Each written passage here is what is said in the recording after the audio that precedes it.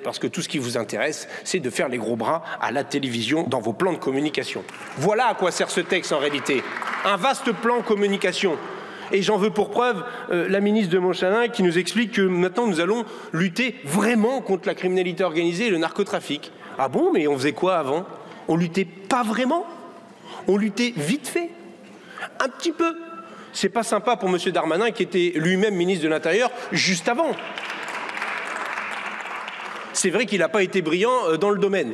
J'en veux pour preuve les places nettes. Et j'y viens parce que l'essentiel de l'efficacité de la lutte contre la criminalité organisée, ce sont les moyens mis à disposition de la police judiciaire, des enquêtrices et des enquêteurs. C'est ça qu'il faut faire. Et pour le coup, là, M. Darmanin a une lourde responsabilité. Il a une très lourde responsabilité avec sa réforme de départementalisation de la police qui a cassé la police judiciaire, qui est en grande souffrance. Elle l'était déjà et elle l'est encore plus maintenant avec des difficultés de recrutement qui sont extrêmement grandes.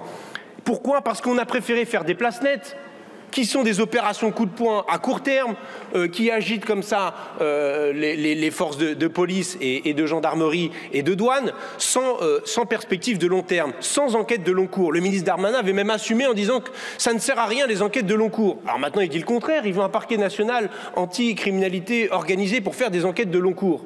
Ah, il a changé de costume, évidemment. N'empêche que son bilan est catastrophique en la matière.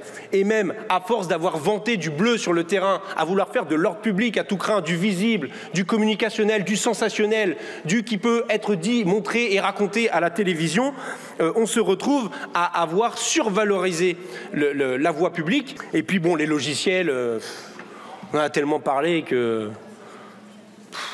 Quand même, combien il faudra d'années pour avoir un logiciel qui fonctionne? On croirait une mauvaise blague en réalité. Bon, mais malheureusement, ce n'en est pas une. Au-delà de ça, sur les moyens, franchement, quand on voit les saisies que font les douanes, aidez les douanes, payez-leur les scanners dont ils ont besoin.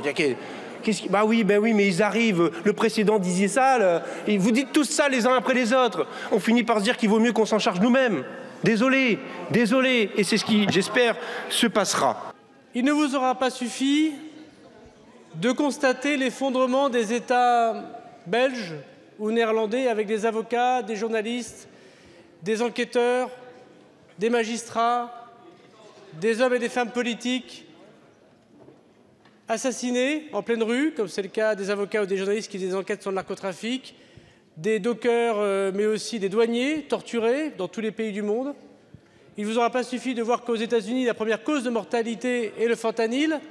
Il ne vous aura pas suffi de voir M. Amra s'évader et faire assassiner, puisqu'on est à quelques jours, à 1 an d'Incarville, assassiner 2 agents pénitentiaires de balles de Kalachnikov en pleine journée sur un péage de l'heure. Il ne vous aura pas suffi de voir que M. Amra s'est payé 8 mois avec de très nombreuses complicités jusqu'à pousser, à part ce sourire ignoble, le vice à dire aux policiers roumains qu'il leur donnerait quelques millions d'euros s'il les libérait. Il ne vous aura pas suffi de voir les agents pénitentiaires se faire tirer dessus à la Kalachnikov chez eux devant leurs femmes et leurs enfants. Il ne vous aura pas suffi de voir que nous attaquions l'autorité de l'État. Il ne vous aura pas suffi de voir qu'on brûlait le véhicule des agents pénitentiaires.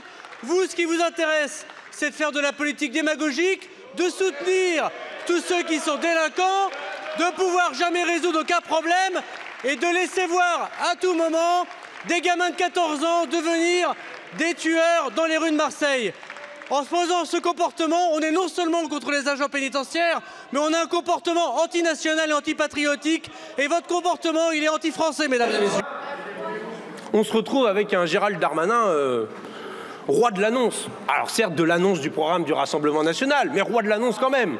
J'aimerais pas être Bruno Retailleau, certes très occupé par sa campagne électorale, mais c'est vrai que M. Darmanin prend beaucoup de place. Alors c'est un jour une mesure. Et les dernières en date, on se pince. Franchement, alors la saisie des téléphones pour les consommateurs, bah oui, mais sauf que vous aviez mis vous-même en place les amendes forfaitaires délictuelles pour éviter la paperasse. Dites-vous bien que la saisie, confiscation des téléphones, va falloir faire de la procédure, va falloir faire des papiers, va falloir faire du contentieux. Je suis pas sûr que ce soit le meilleur cadeau que vous fassiez pour les policières et les policiers en la matière. Et quant à payer sa place de prison, Non mais comme ça, je veux dire, ah bah oui, c'est vrai qu'ils pourraient payer leur place de prison. Juste une petite question, c'est dommage que M. Darmanin soit plus dans l'hémicycle, mais je suis sûr qu'il me répondra. Et celui qui ne paye pas, on fait quoi? On l'expulse? C'est ça? Bravo, belle trouvaille. Ah, dans les fausses bonnes idées, il y en a plein des comme ça. Hein.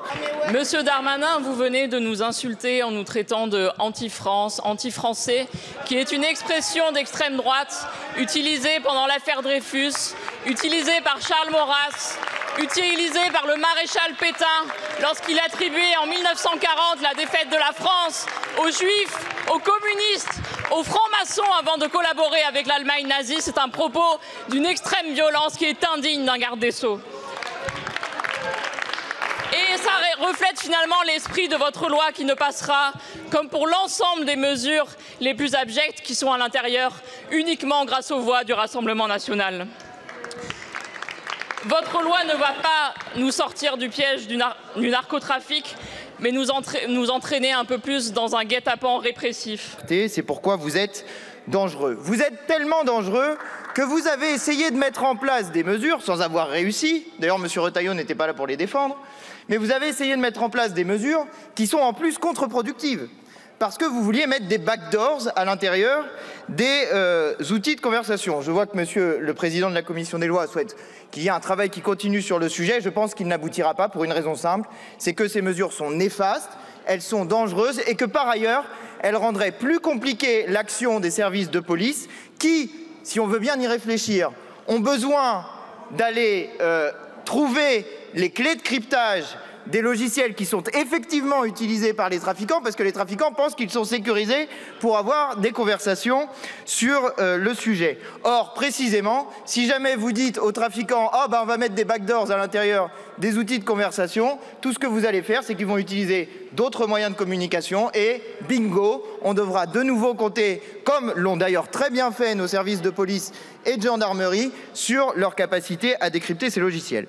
Bref, d'une manière générale, vous avez eu une logique avec ce texte qui est celle de la diminution des libertés, mais jamais de l'efficacité. L'efficacité, c'est d'augmenter les moyens de la police, les moyens de la justice, mais précisément de la police d'enquête, de la police qui sert à aller démanteler les réseaux. Ce qu'il aurait fallu faire, c'est d'augmenter les moyens de la justice pour être en capacité de traiter l'ensemble des dossiers plutôt que de diminuer les droits qui sont associés à la justice. Il aurait fallu, nous n'avons pas pu en discuter, enfin si, nous avons pu en discuter, et d'ailleurs nous avons adopté un amendement pour avoir un rapport sur le sujet. Il aurait fallu avoir un logiciel fonctionnel de la police nationale sur la rédaction des procédures pénales. Toujours pas de logiciel au bout de 8 ans de travail et de 15 millions d'euros envoyés chez Capgemini. On n'a toujours pas de logiciel, on aimerait bien savoir au bout d'un moment ce qui a été fait de cet argent et c'est la raison pour laquelle, collègues, je vous invite à être co-signataire de la commission d'enquête que nous proposons avec mon groupe parlementaire de mettre en place pour savoir où est parti cet argent et ce qui en a été fait. Il aurait fallu surtout mettre des moyens dans la prévention, car toutes les personnes que j'ai auditionnées dans le cadre du rapport sur le trafic de stupéfiants que nous avons remis avec M. Mendes nous ont dit une chose. On ne parviendra pas à faire reculer le trafic, on ne parviendra pas à faire reculer les capitalistes de la drogue sans faire diminuer le marché, c'est-à-dire sans faire diminuer la consommation. Et pour cela, il ne faut pas des mesures de répression, il faut des mesures de prévention, il faut des mesures de soins pour éviter l'entrée dans la consommation de drogue, pour diminuer la consommation de drogue de ceux qui en consomment et pour faire sortir de la dépendance celles et ceux qui sont entrés dans ces logiques de dépendance. Enfin, il aurait fallu mettre en place, et nous n'avons pas pu en discuter, la légalisation du cannabis pour faire sortir une manne financière considérable des mains des trafiquants, mais aussi libérer nos services de police et de justice des moyens qui sont mis en œuvre pour lutter contre les consommateurs, jamais contre la consommation, jamais contre les grands dealers. Merci. Votre bilan, Monsieur Retailleau, c'est celui que vous avez eu. Merci tout l'examen du texte sur le sujet, l'absence et l'inefficacité. Le scrutin est ouvert. Le scrutin est clos.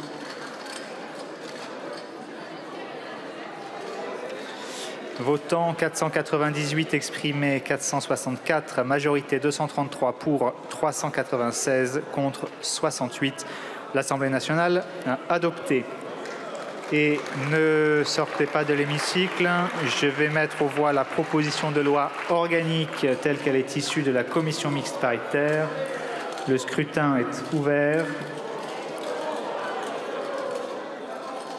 Le scrutin est clos. Voici le résultat du scrutin. Votant 494, exprimé 485, majorité 243 pour 424 contre 61. L'Assemblée nationale a adopté.